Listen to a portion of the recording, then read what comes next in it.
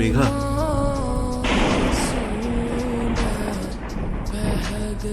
ইন্দ্র, কি হয়েছে? আর এখানে পুলিশ কি করছে?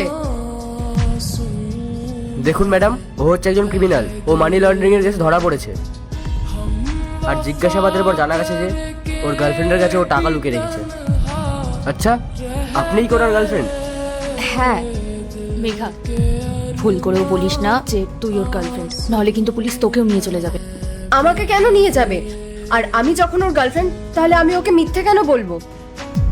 তুই কি ওদের কথা বুঝতে পারছিস না? মানি লন্ডারিং এর কেসে ধরা পড়েছে ও। এখন যদি পুলিশ জানতে পারে যে তুই ওর গার্লফ্রেন্ড, তাহলে তো ওর জন্য তোকেও থানা পুলিশের চক্কর কাটতে হবে।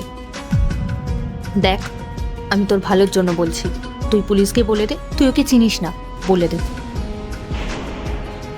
এটা তুই কি ধরনের কথা বলছিস পূজা? ও আমার বয়ফ্রেন্ড, দুদিন পরে আমরা বিয়েও করব, আর আমার ওর উপর সম্পূর্ণ ভরসা আছে। ও এরকম কাজ কখনো করতেই পারে না। মেঘা, তখন থেকে কি পাগলের মতো কথা বলে যাচ্ছিস? তুই বলতে চাইছিস ও এরকম করেনি? মেঘা, ও এরকম করেছে বলেই পুলিশ ওকে এখানে এনেছে। যদি না করতো তাহলে কেন আনবে? দেখ, আমার পার্টনার এখন বিপদে পড়েছে, আর আমার উচিত ওর পাশে থাকা। কি তখন থেকে উল্টোপাল্টা কথা বলে যাচ্ছিস মেঘা? ওর জন্য তুই নিজের লাইফটা কেন নষ্ট করবি? দেখ, যা হচ্ছে সেটা হতে দে।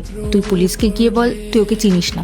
ওর জন্য নিজের ফিউচারটা কেন নষ্ট করবি তুই? আই এম সরি পূজা, কিন্তু আমি তোর এই কথাটা মানতে পারছি না, কারণ আমরা একে অপর। তার আগে তুমি যদি অনেকগুলো টাকা চাও তাহলে লাইক করে দাও, আর যদি মাকে চাও তাহলে লাইক সাবস্ক্রাইব দুটাই করো, আর কমেন্টে বলে যাও মা নাকি টাকাকে চাও।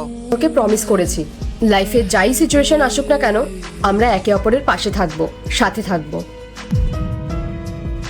হ্যাঁ স্যার, বলুন।